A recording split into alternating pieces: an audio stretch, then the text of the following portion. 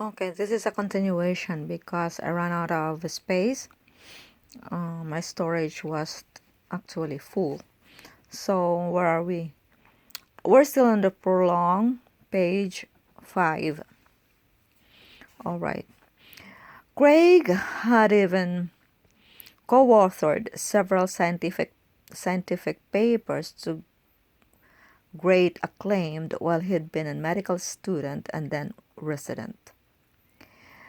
Now he was back at the bench, able to spend 2 afternoons a week in the lab, and he loved it. Leona called him a Renaissance man, and although he knew the description was premature, he thought that with a couple of years of effort he might come close. The origin of Craig's metamorphosis had been rather sudden and had taken him by complete surprise. Just over a year previously, and quite serendipitously, his professional life and practice had changed dramatically, dramat, dramatically, had changed dramatically, with the double benefit of significantly raising his income as well as his job satisfaction. All at once it had become possible for him truly to practice the kind of medicine he'd learned in medical school, where patients need to eclipse the arcane walls of their insurance coverage.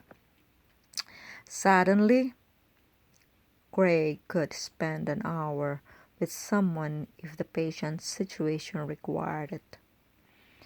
Appropriately, it had become his decision in one fell swoop and had been freed of the dual scourge of falling reimbursement and rising costs that had forced him to squeeze more and more patients into his busy life.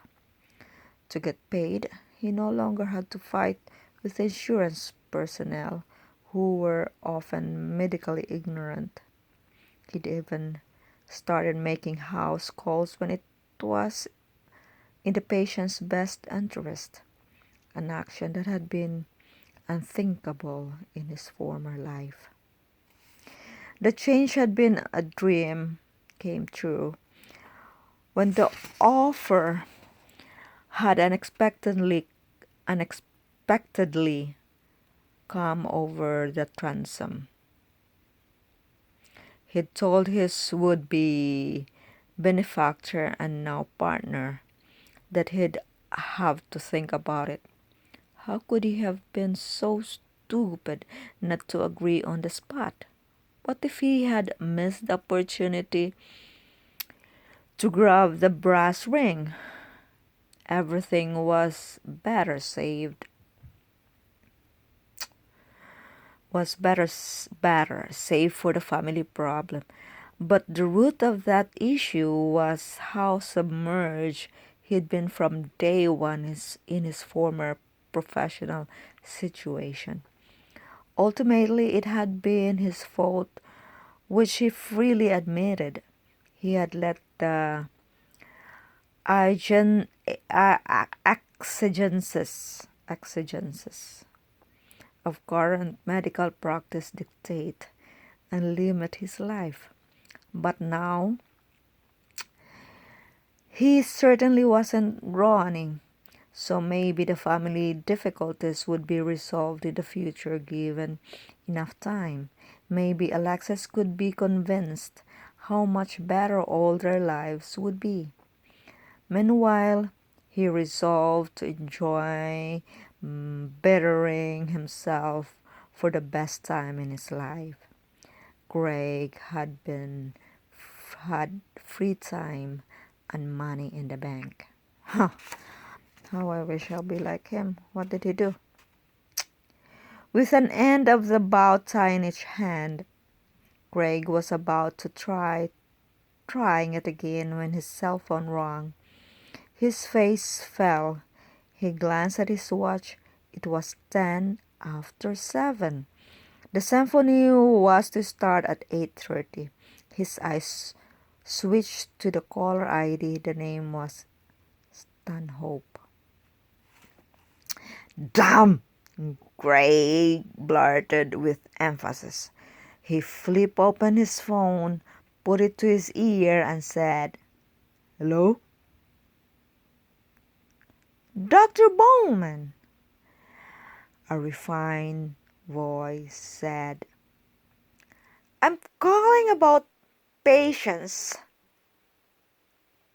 She's worse. In fact, this time I think she's really sick." "What seems to be the problem, Jordan?" "Oh," Craig asked as he turned to glance back into the bathroom. Leona had heard the phone and was looking at him. He mounted the name Stanhope, and Leona nodded. She knew what